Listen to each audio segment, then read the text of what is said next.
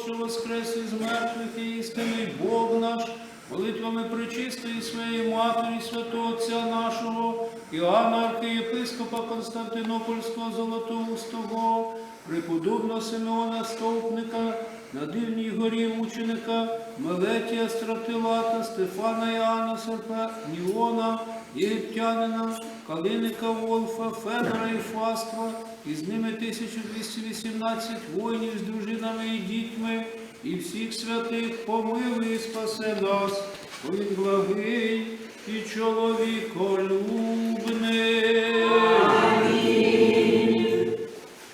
Во ім'я Отця і Сина і Святого Духа.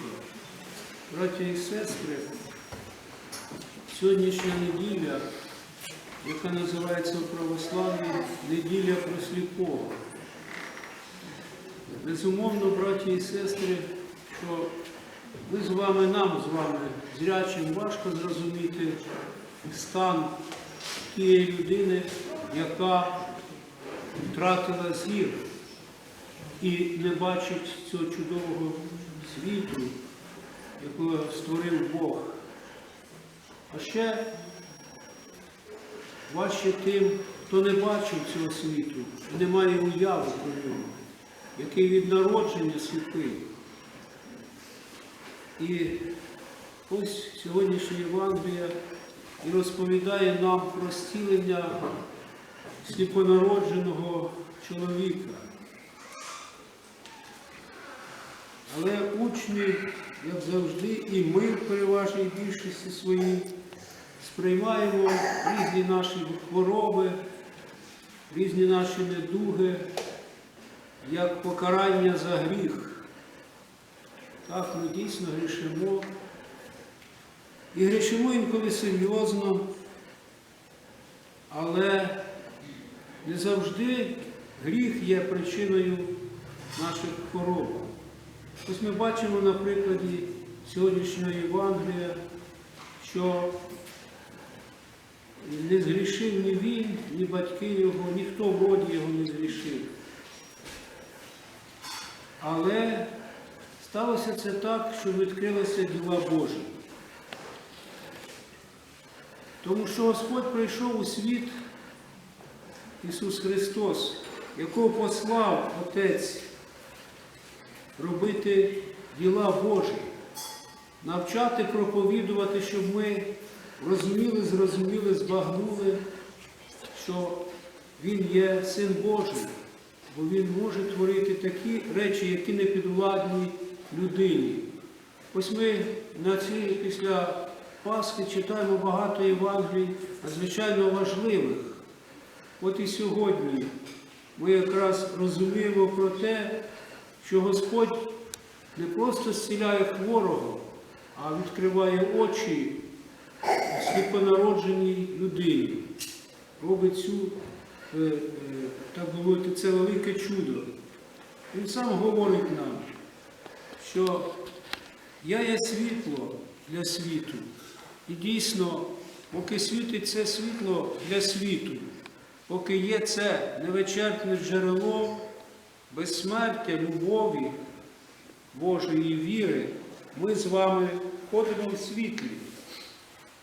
Але коли наступає темрява, як було це не раз на землі, і була ця темрява і у нашій країні, на нашій землі, коли на протязі майже 80 чи більше років це світло сяяло тільки для окремих людей, які здатні були своєю душею прийняти і побачити це світло.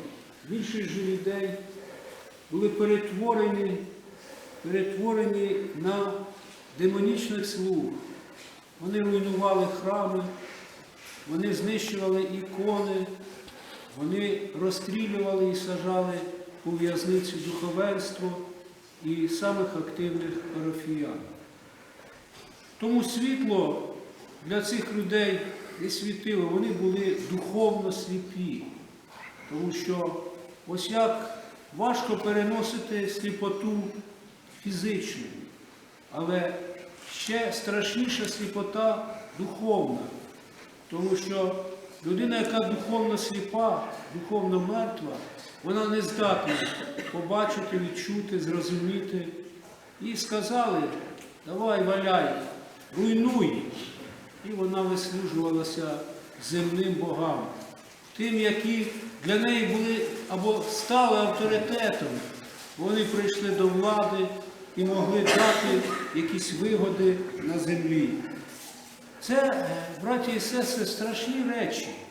Якщо про це серйозно думати і говорити, то це страшні речі, коли людина духовно сліпа, незряча, вона не бачить, що відбувається, вона не відчуває своїм серцем, вона дійсно йде в темряві і нічого не може, нічого не робить доброго для себе, для своєї душі, для свого ближнього. І тому ось і фарисеї як себе вели, коли вони бачили, вони не хотіли повірити в те, що цей чоловік, якого називають Ісус Христос і Син Божий, зробив таке чудо. Вони шукали, чому ж це сталося, хто ж винен у цьому, шукали винного. Таких винних у той час, який пережили наші діди і батьки, було мільйони. І вони їх знаходили, хоча вони були дійсно перед Богом чисті і невинні, бо захищали ті ідеали, з якими прийшов Христос. І ось ці фарисеї домагалися все. Ну хто ж відкрив очі? Скажи нам. Не каже. Каже, не знаю, чоловік такий от прийшов, назвав себе Ісусом, зробив суміш слини і грязі, помазав мені очі і каже, йди в купель Силоам, умийся і прозвієш. Я послухав його, пішов, умився, і мені відкрився зір. Я побачив цей Богом створений світ. Але фарисеї, вони завжди бачили тільки погане, бачили тільки і бачили у Христі їх суперника на владу і на їхню навіть точку зору. Вони вважали, що вони найрозумніші, а люди, які інші, які стверджували щось супротивне, вони їх відкидали. І ось нарешті Святе Євангеліє нам говорить про те, що кликали батьків, і батьки ствердили всім, що це був дійсно той, хто сидів, просив, хто світу Божого не бачив, кому давали хтось копійку, хтось проходив мимо, хтось ігнорував його. Це є він, їхній син, який народився сліпим. І тільки тоді якась віра з'явилася і побачили вони, але все рівно вони не сприйняли цього. Вони просто прогнали його.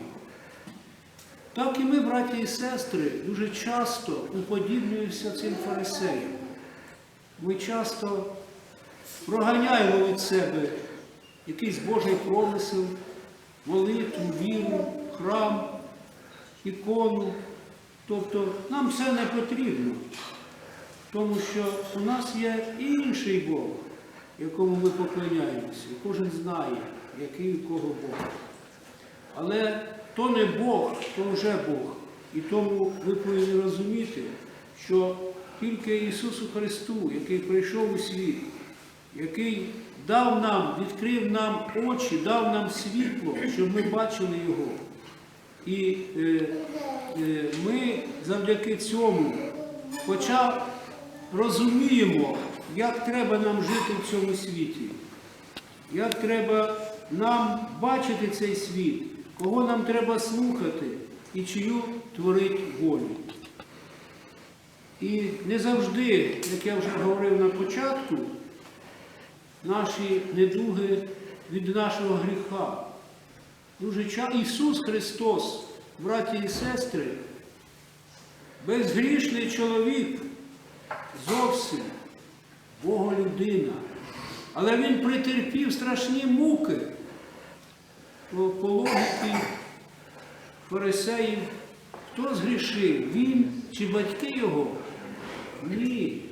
Він терпів це ради нас, людей, ради нашого спасіння, щоб показати нам, наскільки ми здатні пройти цей шлях заради того, щоб осягнути вічне блаженне життя.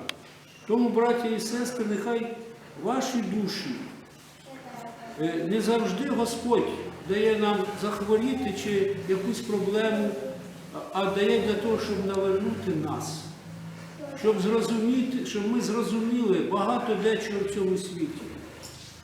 Тому сприймаємо це по-різному. Безумовно, що гріх веде до хвороби, але буває і не так.